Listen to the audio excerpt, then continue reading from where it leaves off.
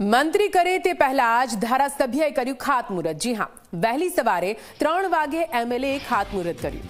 અમીરગઢમાં રસ્તાઓનું થવાનું હતું રીસરફેસિંગ। મંત્રી આવે કે તે પહેલા જ પહોંચી ગયા હતા કોંગ્રેસી ધારાસભ્ય।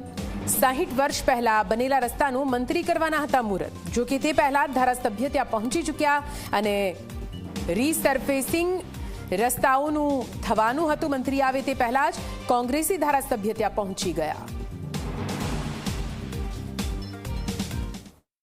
મંત્રી શ્રી પરવીનભાઈ માળી મારા વિસ્તારની અંદર શરમ આવે જનકની અંદર વાત કરીએ ત્યારે કોઈ મંત્રી રીસર્ફેસ રસ્તાનું ખાતમુહૂર્ત કરવા માટે કદી આયા જ નહીં।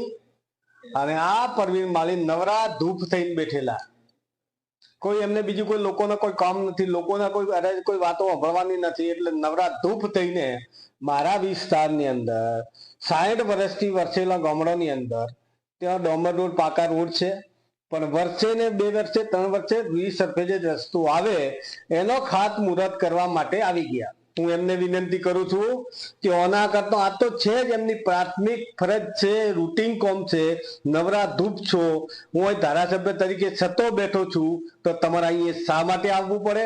શરમ તમને આવવી જોઈએ કે આ છેલ્લે એન્ડ સુધી કે આ નવરા ધૂપ થયેલા મંત્રીઓ રીસર્ફેસ રસ્તા ઉપર આવી ગયા।